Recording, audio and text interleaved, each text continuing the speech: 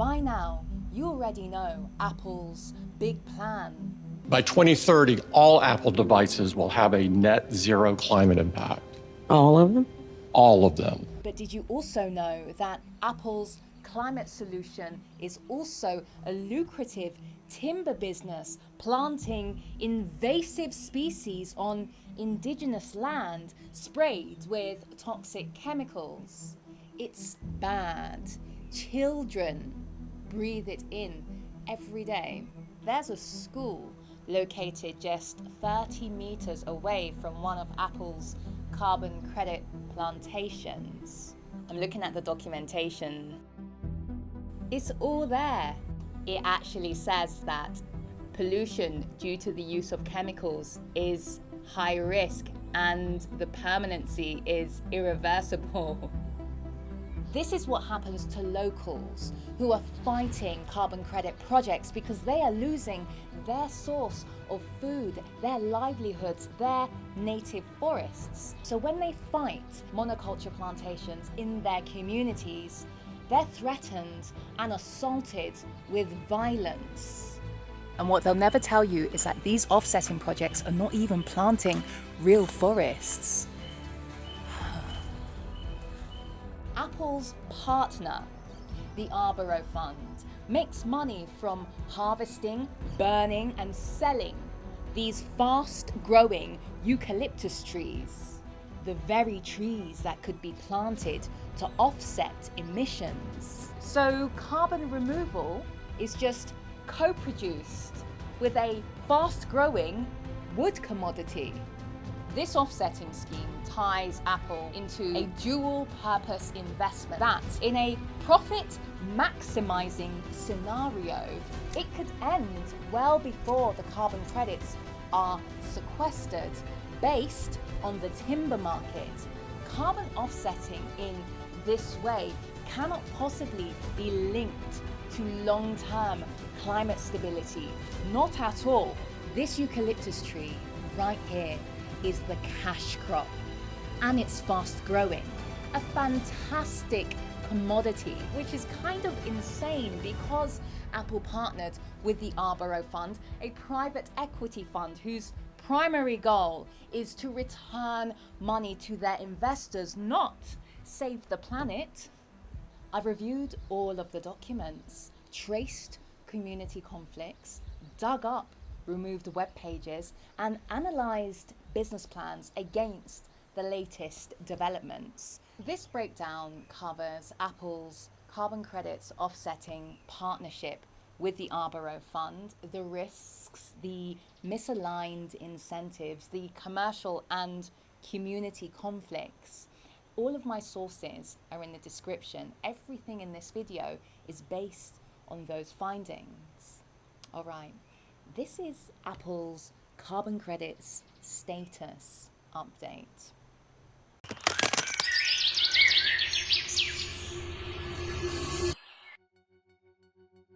Apple has partnered with Arbaro. Arbaro are a private equity fund. They plant eucalyptus in countries like Paraguay and Brazil. We've planted forests. Oh, hello. Where?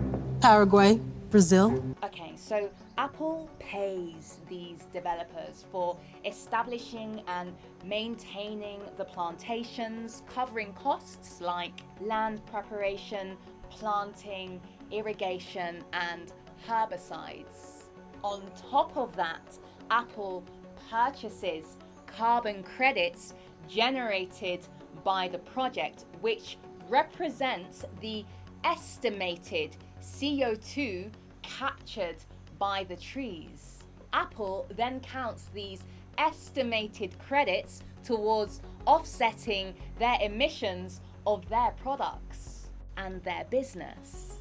The Arbaro Fund, based in Luxembourg, was co-founded with Unique Forest and Land Use, a forest consulting company. So Apple's partner, the Arbaro Fund, Unique Forestry, are a commercial forestry business who make money selling timber or charcoal regionally. And in Paraguay, they do this through PAYCO. PAYCO are a large Paraguayan agribusiness. They provide the land and receive a share of the profits.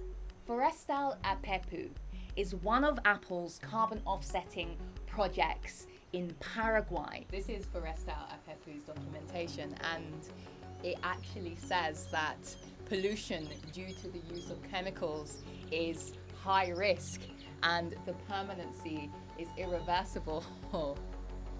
Like Apple, a company that, claimed to be one for the environment, still went ahead. This is this is a warning sign, ain't it? Habit destruction and health hazards. Permanency, irreversible. Duration, long-term. Significance, high. Let me repeat what I just said, yeah? Habit destruction and health hazards. Permanency, irreversible. Duration, long-term. Severity, critical. Look, like, it's all there. It's all there, and they still chose to go ahead. It's 2,658 hectares. However, Unique Forestry began managing Forestal Apepu back in 2019, way before Apple got involved. It was a commercial timber business. Apple came in later to use the project to offset their emissions. Remember, Apple announced their $200 million commitment to their Restore Fund back in 2021. This subsequently invested in the Arbaro Fund. I guess Apple's hope was to use these credits to become Our most ambitious environmental commitment to date, Apple 2030. Our plan to be carbon neutral across our entire business by the year 2030. So now you might think we're catching up because Apple's second carbon credits offsetting project, Forestal San Pedro, began planting later that year. But Forestal San Pedro was already running as a commercial timber business. This picture was taken back in 2020, 1 year before Apple made that big announcement. The UN are backing this. The Green Climate Fund, backed by the UN, put in $25 million into the Arbaro Fund. But the Green Fund's investment was approved on the 12th of March 2020. But then Apple's announcement to go carbon neutral came months later on the 21st of July 2020. Then Apple announced the Restore Fund tree planting projects a year later on the 15th of April 2021. But the estimated completion date for the UN's investment in the Arbaro Fund is the 30th of October 2035. So what will happen to the trees when the investment is completed? Tree planting projects like Apple's eucalyptus monoculture plantation is usually done in collaboration with countries that have a lot of prime land, like Paraguay. The World Bank once wrote a report called A Forest's Worth about forestry in Paraguay. PAYCO, the primary landowner, is explicitly listed in the report. The World Bank pointed out the high yields. This exceptional rate of production ensures high profitability and low production costs, perfect for the timber business. It's the foundation, the root, the core commercial driver behind these carbon offsetting schemes. It's that eucalyptus, a fast-growing invasive species, thrives. And Paraguay makes money too by allowing these companies to come in and plant fast-growing forests for the purpose of commercial gains or to offset their emissions. So buyers like Apple pay for each ton of CO2 that is estimated to be removed or avoided. But Apple's carbon credit offsetting numbers don't add up. Apple's total emissions are 14.5 million metric tons, according to Apple's latest report. The total number of carbon credits sequestered in Paraguay is 749,351 tons, according to Arbaro's latest report. It's this that accounts for roughly 5% of Apple's single year of reported net emissions. So the scale is nowhere near where it needs to be. So when people say that carbon offsetting is a scam, this is what they mean. Carbon offsetting, a practice presented as an innovative solution to the world's carbon problem, has an extremely high risk of actually raising emissions. It's not that every carbon offset program is a scam. There are plenty of extremely well-managed programs run by people genuinely trying to make the world better that have truly verifiable offsetting impact and truly advantageous co-benefits. Carbon can be truly offset, but that's not what the market incentivizes. The market incentivizes the scam. The market incentivizes a race to the bottom. The market incentivizes the scenario where carbon offsetting as a cohesive phenomenon has genuine potential to accelerate our march towards climate catastrophe. Both of Apple's tree planting projects in Paraguay, Forestal Apepu and Forestal San Pedro, began planting 4 to 6 years ago, so those trees are still in early development. The projected carbon capture is reported to the Vera registry. But the way the Vera registry verifies carbon credits is based on future predictions, like tree growth using soil carbon data, not CO2 that has already been removed because it hasn't happened yet. All of these carbon credit offsetting numbers are estimates because actual sequestration hasn't happened yet. It's a project of assumptions. They assume that the trees will survive. They assume that the trees will grow. They assume that the trees will remain standing for decades. So Apple just pay to offset their emissions on paper before any climate impact actually happens, even though the outcome is uncertain and the real carbon captured is often less than the credited amount. Eucalyptus is a commodity. They are fast-growing commercial trees with a typical harvest rotation of 10 to 13 years in these regions.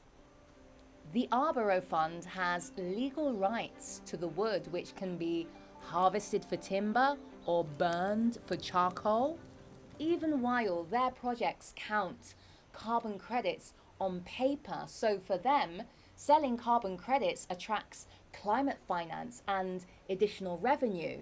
The Arbaro Fund can sell the timber because their projects count as commercial forestry operations, not pure conservation projects. So they are in this for commercial gains because they are a private equity fund seeking positive returns for their investors. So timber production, wood as a commodity, is a main source of revenue for them. Apple have full awareness that their carbon credit projects are also a commercial timber business. Apple's own newsroom publicly states that their projects are designed to generate income from a sustainably managed timber farm. They know that their forests are optimized for both wood production and carbon to generate income and carbon credits. But this dual purpose model comes with such a negative environmental and social impact. Specifically, large eucalyptus monocultures use vast amounts of water. It displaces local biodiversity, making restoration claims false. Apple's plantation's own reports show us that they're using aggressive agrochemicals like glyphosate and fipronil. Next to a school, these chemicals are sprayed at an industrial level, which has caused concerns for the children that breathe it in every day. Tests have been done on the children that measure the effects of the chemicals sprayed by foreign companies for their own benefit in Paraguay, and the results show damaging effects for generations to come.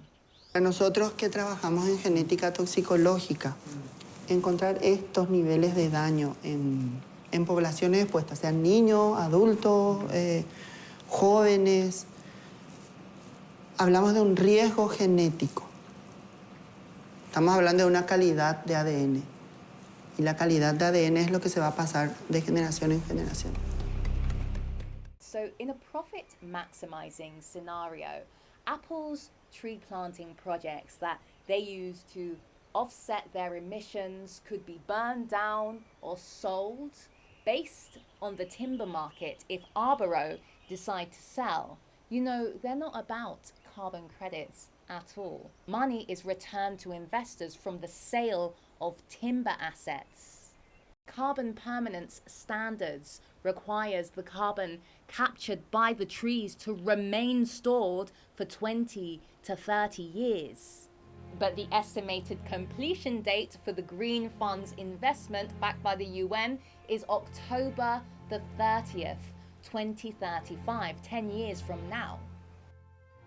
If the Arbaro Fund's core objective is to deliver positive returns by investing in and developing these plantations, sadly, Apple's carbon offsetting project might disappear. You know that this would release the carbon back into the atmosphere that Apple planned to use to capture their own credits, making Apple's carbon credit projects completely worthless. Because the CO2 captured only counts if the biomass, which is the trees themselves, isn't removed or burned. What Apple's partnership with the Arbaro Fund shows is that these offsetting schemes are not real conservation projects.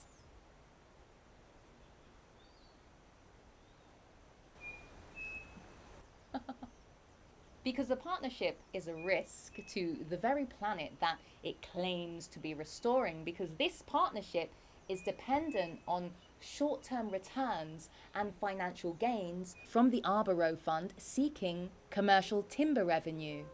It's totally misaligned with climate stability. Apple actually might achieve their carbon neutral marketing goal by purchasing carbon credits, but if the trees are later cut or the land is sold, then that climate benefit disappears.